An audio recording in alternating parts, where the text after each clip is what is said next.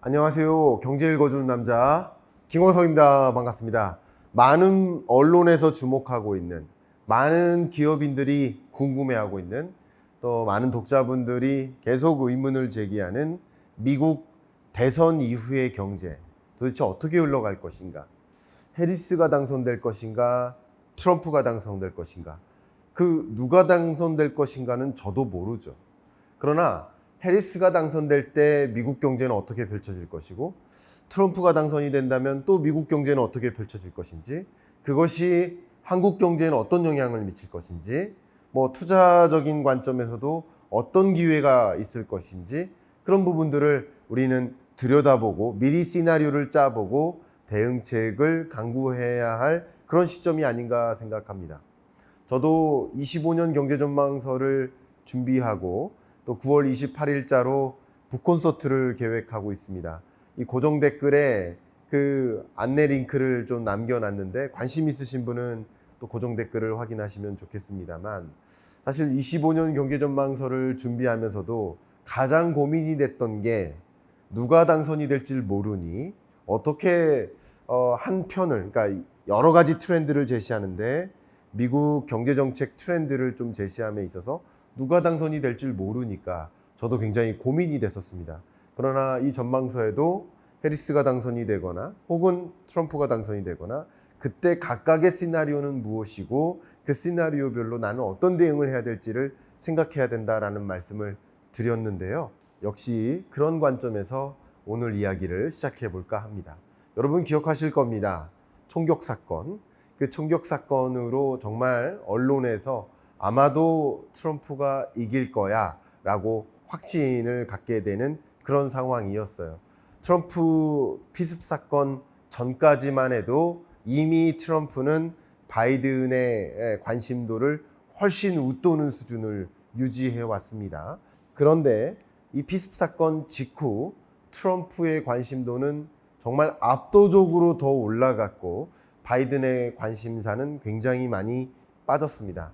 당시 바이든 행정부, 바이든의 미 대통령 후보로서의 이 투표 전략, 선거 전략은 이제 본격적으로 트럼프에 대한 악담을 하자, 트럼프를 좀 부정적인 것들을 좀 지적을 해 나가자 하는 계획들을 갖고 있었는데, 그 계획에 상당한 차질이 빚어졌죠. 왜? 피습을 당한 사람에게 이런 나쁜 사람이야, 불법적이야 라고 지적하는 것이 좀 적절한 대응은 아닐 수 있다는 생각 때문에 바이든도 굉장히 정치적으로 고민을 했었던 터입니다. 그래서 민주당에서는 어떻게 결정합니까? 바이든이 아닌 다른 후보가 필요하다. 이제 바이든 시대가 가고 이제 해리스 시대가 점차 오는 겁니다. 실제 얼마 전까지만 해도 더 이코노미스트는 과연 그녀가 이길 수 있을까 하는 의문을 제기했었는데, 최근에는 해리스가 이길 수 있다, 해리스가 더 지지를 많이 받고 있다, 오히려 트럼프를 압도하고 있다라고 기사가 많이 나오고 있습니다. 실제 최근 호감도 조사를 보면 해리스의 호감도가 트럼프의 호감도를 압도하고 있습니다.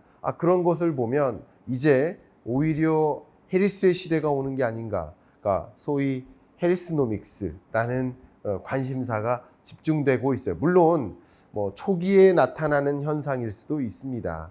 8월이 지나고 9월, 10월 중에 다시 뒤집힐 수도 있기 때문에 해리스가 당선이 될 경우 어떤 경제정책 방향을 가져갈지, 트럼프가 당선이 되면 또 어떤 경제정책 방향을 가져갈지, 한번 그 방향성에 대해서 시나리오를 각각을 그려봐야 되는 상황이면은 틀림이 없습니다. 근데 앞에 말씀드렸던 것처럼 여러 이 투표 지지자들의 지지율을 보면 남성, 여성 구분했을 때 여성이 더 압도적인 지지를 하고 있고, 또 아무래도 이 백인보다는 흑인 혹은 그 밖에 다른 인종들이 해리스를 더 많이 지지하고 있는 모습도 나오고 있습니다.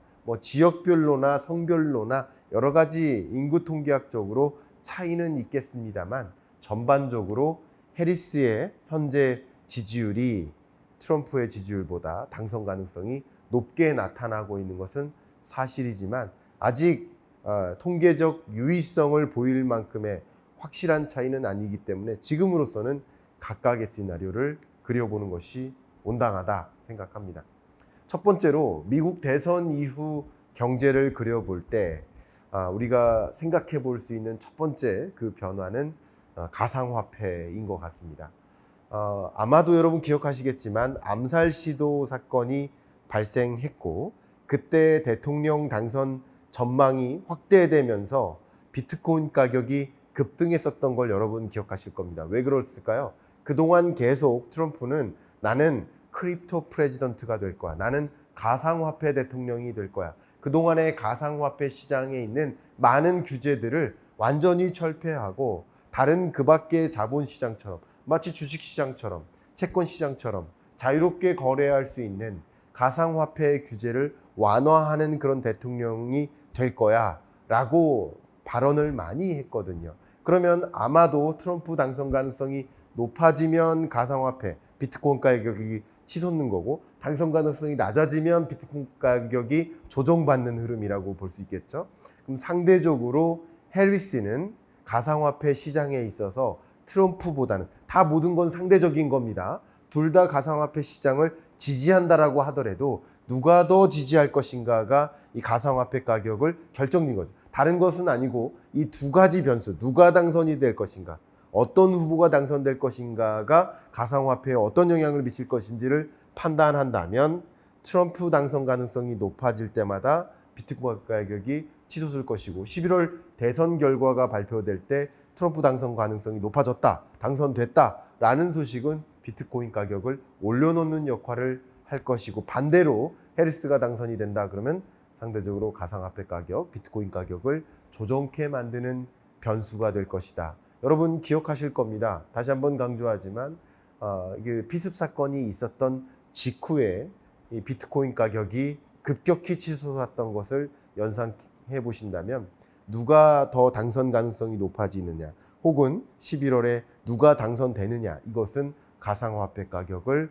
올려놓을까 떨어뜨려 놓을까를 결정짓는 변수가 될 것이다. 대선 이후 경제 가상화폐 시장에 나타날 변화 한번 생각해 보면 도움이 되겠습니다.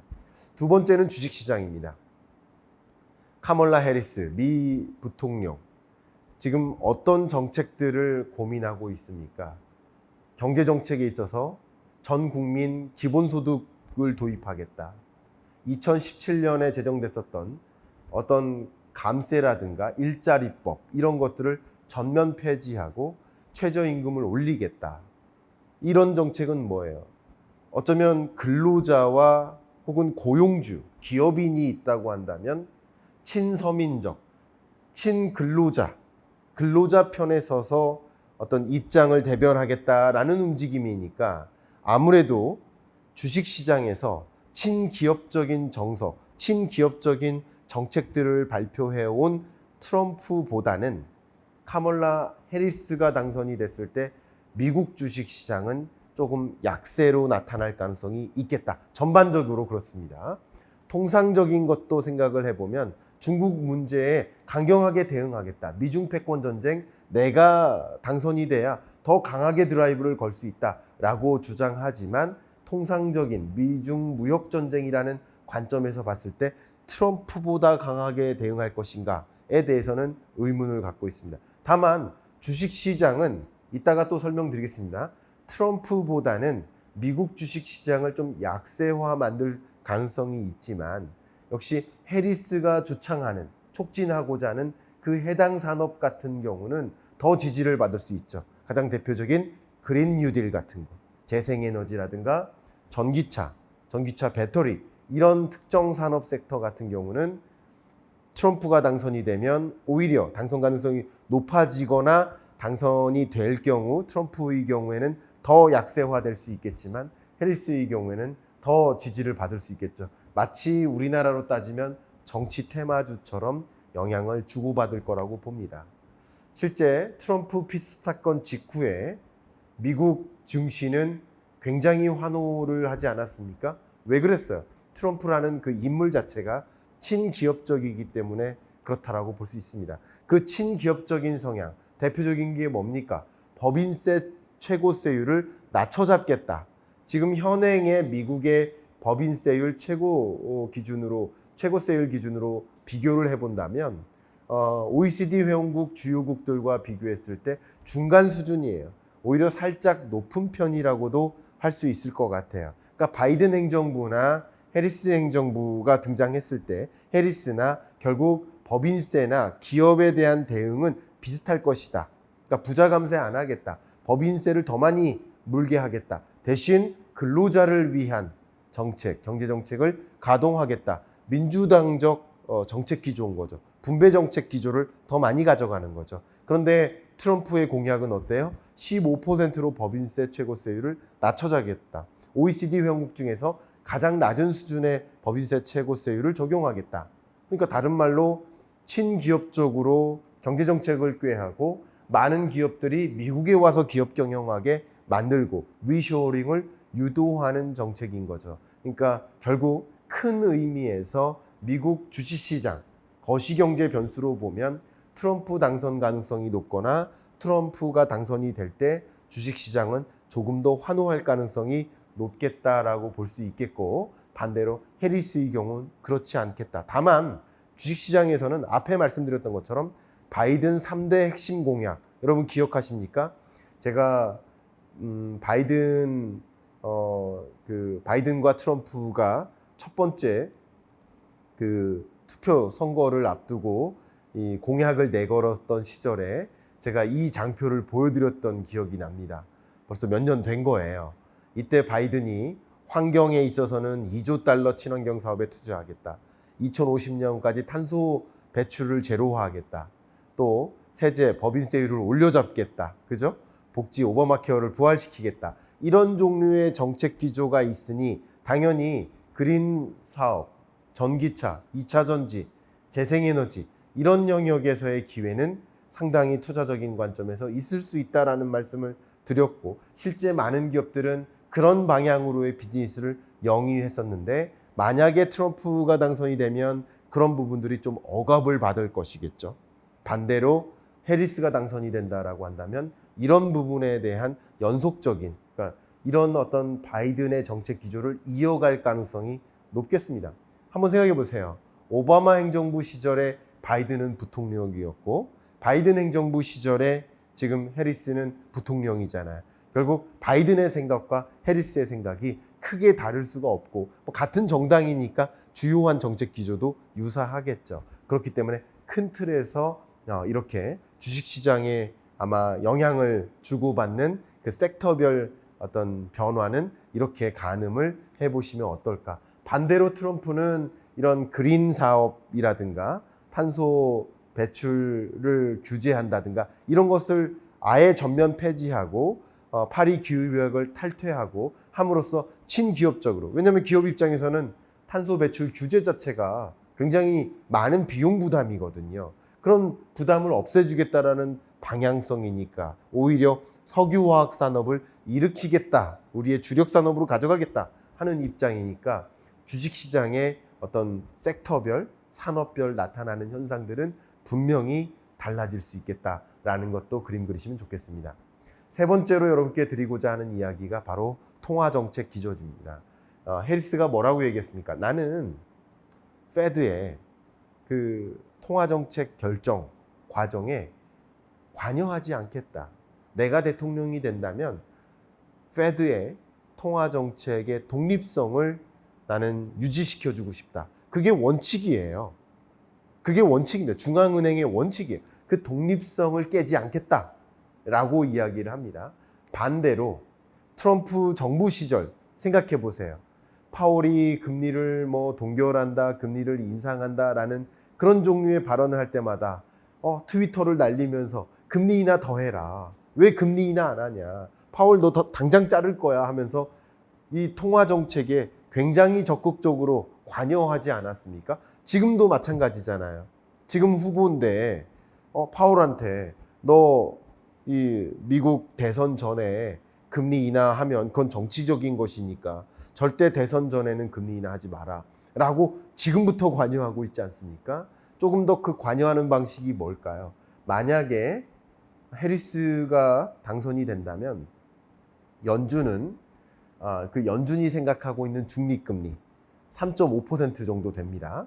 그 중립금리를 향해 매우 점진적으로 금리 정상화를 추진하는 피벗의 시대가 올 것이고요. 트럼프 행정부가 된다면 파월을 해고하거나 혹은 다른 연준 의장을 채용해서라도 조금 더 비둘기파적인 연준 의장을 채용해서라도 적극적으로 금리를 인하하고 미국의 원달러 환율뿐만 아니라 달러 인덱스를 약세화하려고 노력할 겁니다. 그래야 수출하기 유리하거든요. 약세화해야 그래야 많은 기업들이 미국으로 와서 기업 경영하고 수출할 때 유리하거든요. 약세화를 추진할 가능성이 높죠. 이게 결국 환율에도 영향을 미칠 것이고 통화정책 기조에도 영향을 미칠 것이라고 본다면 아마도 해리스 정부가 등장이 된다. 그러면 조금 더 금리에 인하하는 그 속도가 점진적일 수 있을 것이고 트럼프 행정부가 당선이 된다. 트럼프의 2.0이 시작된다라고 한다면 조금 더 지금의 전망보다는 강한 금리 인하 추세로 연결될 수 있겠다. 미국 대선 이후의 경제를 그릴 때 여러 부문들을 비교해야 되겠지만 그 중에서도 가장 많은 관심을 갖고 있는 것은 바로 무역 전쟁입니다. 보시는 것처럼 미국은요 2017년까지 이 관세율을 평균 관세율을 굉장히 강하게 낮게 적용해 왔습니다. 그러니까 전체 수입 품목에 대해서는 1% 관세율, 듀러블 임포트, 그러니까 내구재에 한해선 자동차, 가전제품, 휴대폰 이런 것들이죠. 이런 부품에 대해서는 5%의 관세를 유지하면서 역사적으로 가장 낮은 관세율을 유도해 왔었어요. 근데 2017년에 왜 끊었을까요? 그 이후 트럼프가 당선이 되고 관세율이 굉장히 높게 조성이 됐죠. 높게 치솟았다가 또 바이든 행정부가 들어서면서 그 정점을 찍었던 관세율이 다소 하향 안정화되는 흐름을 본다면 트럼프만큼 극단적인 보호무역 조치를 단행하는 인물은 없다. 그러면 해리스가 당선이 된다면 트럼프보다는 극단적 보호무역 조치를 단행하지는 않겠구나. 물론 중국에 대한 강경한 태도를 갖고 있는 것은 비슷합니다. 비슷하지만 누가 더 무역 전쟁을 격화시킬 것인가? 트럼프만큼 해리스가 무역 전쟁, 미중 패권 전쟁을 더 격화시킬 것인가? 그렇지는 않다는 거죠. 그러니까 무역 전쟁은 더 일어날 수 있고 장기화될 일이고 미중 패권 전쟁은 해소될 일이 아닙니다만 누가 더 격화될 것인가? 2025년, 6년에 펼쳐질 미중 무역 전쟁의 격화된 그 정도에는 차이가 분명히 있을 수 있겠다. 이렇게 그림 그리면 좋겠습니다. 그 밖에 트럼프 2.0 시대가 온다 하면 많이 또 우려하는 것이 트럼플레이션이에요. 개인 소득세율을 인하합니다. 그렇게 해서 소위 부자 감세 정책인 거죠. 그렇게 함으로써 소비를 좀 촉진하겠다라는 의도가 담겨 있는 그런 정책 방향이죠. 또 수입품에 대해서 10% 보편 관세를 적용하겠다. 특히 중국에 대해서는 뭐 어떤 품목에 한해서는 뭐 100% 관세율을 도입하겠다. 관세가 높게 부과되니까 수입 품목이 내수 경제에 들어설 때는 도매되는 과정, 제조 단가 이런 것들이 어떻게 될까? 높게 적용되겠죠. 인플레이션이 작용될 것이다. 또 불법 이민을 차단하겠다라고 한다면 그동안의 불법 이민을 관용적으로 용인하는 과정에서는 아무래도 이 이민자들이 뭐 미국인들이 원하지 않는 그 3D 일자리 이런 일자리를 많이 채워 나갔는데 그만큼 인력이 부족해지니까 더 좋은 조건을 제시하면서 인력을 채용할 수밖에 없는 환경에 놓여요. 그러니까 자연스럽게 임금 상승률이 높게 반영되고 그게 인건비를 상승시키고 기업의 비용 부담을 가중시키니까 가격이 올라갈 수 있겠죠. 그러니까 이런 여러 가지 요소들이 결과적으로 인플레이션을 야기할 가능성이 높겠다라고 보고 있고요. 미국이 극단적인 보호무역 조치로 관세율을 올리면 다른 나라들도 가만히 있는 게 아닙니다. 중국도 가만히 있는 게 아니에요. 다른 나라들도 관세율을 올려요. 그러다 보니까 전반적으로 세계 경제의 또 다른 인플레이션을 야기하는 게 아닌가, 2차 인플레이션을 야기하는 것이 아닌가. 그러면 금리를 천천히 인하하려던 그런 움직임 속에 굉장한 혼선이 야기되죠. 혼란이 야기됩니다. 통화정책 관점. 인플레는 안 잡혔는데 금리를 인하라고 하니까 굉장한 혼란이 야기될 수도 있겠다. 트럼플레이션에 대한 우려도 트럼프가 당선이 될 경우 고조될 수 있습니다. 물론 해리스는 이 부분에 대한 경제정책에 문제가 있다는 것을 강력하게 지적하고 있고, 그렇기 때문에 내가 더 당선이 될 필요가 있다는 것을 강조하고 있는 입장이라고 볼 수 있겠습니다. 이런 미국 대선 이후 한국 경제 어떤 시나리오로 갈까? 가장 많이 우려하는 것 중에 하나는 앞에 말씀드렸던 것처럼 미중 패권 전쟁이에요. 근데 미국의 국민이 중국에 대한 정서가 나쁩니다. 보시는 것처럼 비호의적 중국에 대한 감정이 계속 오르고 있고, 이게 레코드 하이예요. 역사상 가장 높은 수준의 부정적 감정을 가지고 있는 상황입니다. 그런 상황이다 보니까 아무래도 트럼프든 해리스든 이런 미국 국민의 대중국 정서를 반영한 경제정책을 가동할 수밖에 없겠죠. 그러니까 중국에 대해서는 양 후보 다 강경한 태도를 갖고 있는 건 사실이에요. 더군다나 미국뿐만 아니라 세계적으로 중국에 대한 정서가 좋지 않다 보니까 역시 트럼프가 당선이 되든 해리스가 당선이 되든 중국에 대해서 강경한 태도를 보이고 중국에 대해서 비호의적 감정을 갖고 있는 여러 나라들이 같이 움직일 가능성은 있습니다. 중국에 대해서 경제 제재를 가하고 그런 것들을 좀 같이 참여한다든가 하는 움직임으로 연결될 소지가 있습니다. 물론 트럼프가 당선이 되면 그게 더 격화될 것이고, 해리스가 당선이 되면 조금 더 이런 동맹국들과 함께 움직이는 경제 제재를 도입할 것입니다. 굳이 비교한다면 트럼프는 관세를, 해리스는 동맹국적 지위를 이용해서 중국을 압박하는 방법론이 다른 거예요. 중국을 압박하는 움직임은 유사할 수 있겠습니다만 방법이 다른 겁니다. 그런 움직임 속에서 한국 경제에 주는 함의는 뭘까요? 미국은 그동안 만성 무역 적자국이었어요. 특히 중국에 대한 무역 적자가 전체 무역 적자의 절대적인 비중을 차지해 왔습니다. 거의 50% 수준이니까요. 그만큼 미국은 이 무역 적자를 해소해야 된다라는 트럼프의 생각, 우리는 수출국이 돼야 된다, 무역 수지 흑자국이 돼야 된다, 그러기 위해서는 대중국 어떤 경제 제재를 더 강화해야 된다, 중국에 대한 관세를 높여야 된다라는 이런 트럼프의 움직임이 이어질 것인가, 아니면 해리스처럼 동맹국적 지위를 활용해서 중국을 압박하는 움직임으로 갈 것인가 하는 각각의 시나리오에 우리는 이 수출 혹은 외교 전략을 미리부터 시나리오를 꾀해야 되는 상황 아닌가 생각합니다. 이게 왜 중요하냐면 24년 수출 실적은 연간 기준으로는 아직 없으니까 23년 기준으로 제시를 본다면 우리나라의 대중국 수출이 약 18%를 차지하고 대미 수출이 17%를 차지합니다. 24년 현재 기준으로는 두 국가의 의존도가 매우 유사해졌어요. 두 국가 다 약 18, 19% 차지합니다. 이런 국면에 미국과 중국이 무역 전쟁을 펼쳐나간다. 물론 트럼프가 당선이 되느냐 해리스가 당선이 되느냐에 따라서 무역 전쟁의 시나리오는 달라질 수 있겠지만 두 국가가 어떻게 싸우느냐에 따라서 또 우리가 어떻게 대응할지는 다르기 때문에 11월이 돼서야 결과를 보고 대응책을 강구하기보다는 지금부터 우리나라는 국가적으로 누가 당선이 될 것인지에 따라서 어떻게 대응책을 강구할 것인지를 미리부터 무역정책, 외교정책을 강구해야 되는 상황 아닌가 생각합니다. 미국, 중국에 대한 수출 의존도가 높고 대외 의존도가 높은 우리나라로서는 결국 누가 당선이 되고 그게 외교정책 혹은 무역정책을 어떻게 꾀해야 될지를 분명히 고민케 만들어줍니다.